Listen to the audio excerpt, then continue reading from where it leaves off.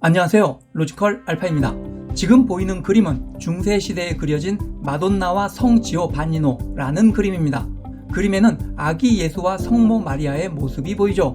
그런데 아기 예수의 모습을 자세히 보면 가슴과 팔다리에 근육이 발달되어 있고 배에는 복근, 식스팩이 선명하게 표시되어 있습니다. 분명 아기의 몸은 누가 보더라도 둥글둥글하고 근육이 없어야 정상인데 왜 이런 모습일까요? 더 이상한 것은 이 그림뿐 아니라 중세시대 많은 그림에서는 아기 예수, 어린아이의 모습이 마찬가지로 그려졌다는 점입니다. 얼굴도 이목구비가 뚜렷한 게 영락없는 어른의 모습이죠. 도대체 중세인들은 왜 어린아이의 모습에 이두박근, 식스팩을 그려 넣었을까요? 그 이유는 크게 세 가지 정도로 살펴볼 수 있는데 그 중에는 실제 중세인들 눈에는 아기 몸의 근육이 보였을 것이라는 나름 설득력 있는 주장도 있습니다. 그럼 그 이유를 하나하나 살펴보도록 하겠습니다. 중세시대는 대략 5세기부터 15세기까지 1000년 가까이 기독교가 지배하여 천년왕국이라고도 불립니다. 서구에서 근대 사회로의 이행은 종교개혁과 함께 이루어졌는데 이때 종교개혁은 성경을 각 민족의 언어로 번역하는 것과 함께 시작되었습니다. 종교개혁의 대표적 인물인 마르틴 루터가 라틴어 성경을 독일어로 번역했다는 것은 잘 알려진 사실이죠. 당시 평민들은 대부분 문맹이어서 라틴어를 읽을 수 없었기에 성경 말씀은 중세 교회, 성직자를 통해서만 전달될 수 있었습니다.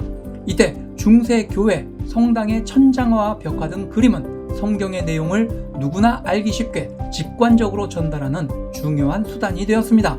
실제로 성당 회화, 그림의 대부분은 예수의 탄생과 부활, 최후의 심판, 천지 창조 등의 내용을 담고 있고 이런 맥락에서 중세시대의 회화는 가난한 이들의 성서라고 불렸습니다. 고대 그리스나 근대 유럽의 예술은 사실주의, 인본주의라는 특징을 갖지만 중세의 예술은 이상주의의 특징을 갖습니다. 고대 그리스에서는 아름다움이란 객관적 세계에 존재한다고 보아 인체의 아름다움이나 힘, 역동성을 묘사해내는 데 집중했다면 중세 사람들은 아름다움이란 정신적인 세계, 영혼 세계에 존재한다고 보았기에 예술 또한 정신세계에 존재하는 초월적인 아름다움을 그려내고자 했습니다. 그래서 주로 성경의 내용을 묘사하는 그림을 그렸습니다. 중세 예술의 이상주의 특징에서 아기 예수를 몸짱 아기로 그려낸 첫 번째 이유를 찾아볼 수 있습니다. 오늘날 원근법을 적용한 그림에서는 멀리 있는 물체나 인물은 희미하게 형체만 알아볼 수 있게 그리곤 합니다. 그러나 중세 그림에 등장하는 인물들은 대부분 크기가 비슷하고 형체가 뚜렷합니다. 왜냐하면 중세 예술에서는 눈에 보이는 대로 그리는 사실적 묘사를 추구한 게 아니라 그림에 등장하는 존재의 실체를 뚜렷하게 그려내는 게 중요했기 때문이죠. 물론 그 실체도 현실 세계의 모습이 아니라 그 대상의 온전한 실체, 즉 초월적 아름다움을 담아내야 했습니다. 그래서 중세 그림을 보면 그림의 깊이나 입체감을 느낄 수 없고 모든 인물들이 거의 같은 평면에서 허공에 붕 떠 있는 것 같은 느낌을 받게 됩니다. 아기 예수나 성모 마리아의 그림도 마찬가지죠. 중세인들에게 있어 성모 마리아는 천국의 여왕이자 인간의 상상을 초월하는 아름다운 존재였습니다. 그래서 성모 마리아의 그림도 일반적인 여인이 아니라 하늘나라의 황금빛을 흠뻑 받은 이상적인 인물로 그려냈습니다. 예수도 마찬가지죠. 인류의 구세주이자 하나님의 아들인 예수는 일반적인 연약한 아기가 아니라 완전한 인간으로 그려내야 했습니다. 이런 이유에서 아기 예수가 비록 갓난아기일지라도 건장한 성인 남자처럼 이두박근, 삼두박근, 식스팩을 갖추고 성인 남자의 얼굴을 한 모습으로 묘사했다고 볼 수 있습니다. 중세 예술에서 아기 예수를 근육맨으로 그려낸 또 다른 이유는 어린아이에 대한 중세시대의 관념에서 찾아볼 수 있습니다. 오늘날에는 어린이, 아이들은 어른과는 다른 그들만의 고유한 특성을 지닌 존재로 이해되고 있죠. 그러나 고유한 특성을 지닌 어린이라는 관념은 현대사회에 들어서면서 만들어진 개념일 뿐입니다. 그 이전 중세는 물론 근대사회에서도 어린이는 단지 미성숙한 성인, 축소된 성인으로서 이해될 뿐이었습니다. 즉 어린이란 어른과 똑같은 특성을 가진 존재인데 단지 아직 커지지 않은 작은 어른으로 받아들여졌습니다.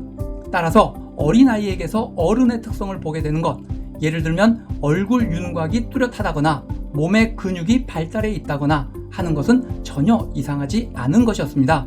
이런 점에서 아기의 그림을 그릴 때 어른의 특성을 그냥 축소된 몸에 그려내는 것이 자연스러웠다고 볼 수 있습니다. 그런데 시각적 인식에 대한 오늘날의 과학적 연구를 바탕으로 생각해보면 전혀 다른 결론에 이르게 됩니다. 중세인들은 실제로 어린아이의 몸에서 근육을 봤기 때문에 이를 그대로 그림에 그려 넣었다는 해석이 가능해집니다. 이러한 해석이 가능해지는 이유를 살펴보죠. 우리가 어떤 대상을 보고 시각적으로 인식하는 과정은 단지 눈에 들어오는 시각적 자료 자체만으로 완성되는 것은 아닙니다. 1차적으로 받아들인 시각적 자료는 관찰자의 두뇌를 거치면서 관찰자가 기존에 갖고 있던 인지적 배경 지식에 의해 해석 과정을 거치게 됩니다.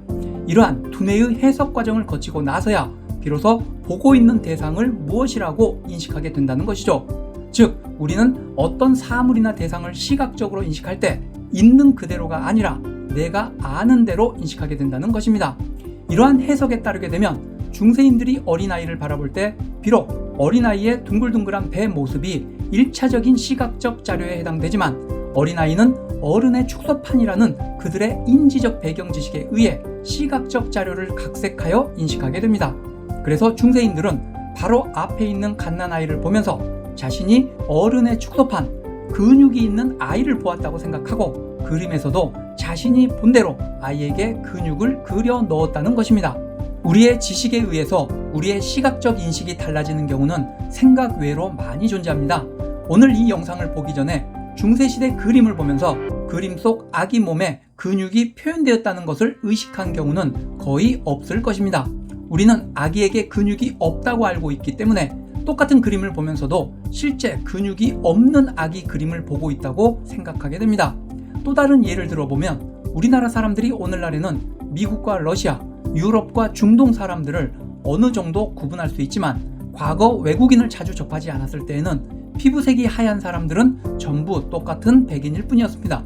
내가 잘 알지 못할 때 전혀 다른 특성을 가진 사람이나 대상이 모두 똑같게 보인다는 것은 결국 내가 기존에 알고 있는 지식이 부족하기 때문이며 사실 우리의 시각적 인식이라는 게 얼마나 불완전한지를 되새겨보게 만듭니다.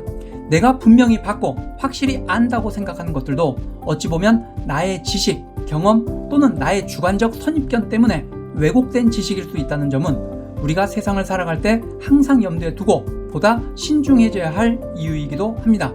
지금까지 로지컬 알파였습니다. 여러분의 구독과 좋아요는 제가 영상을 제작하는 데 큰 힘이 됩니다.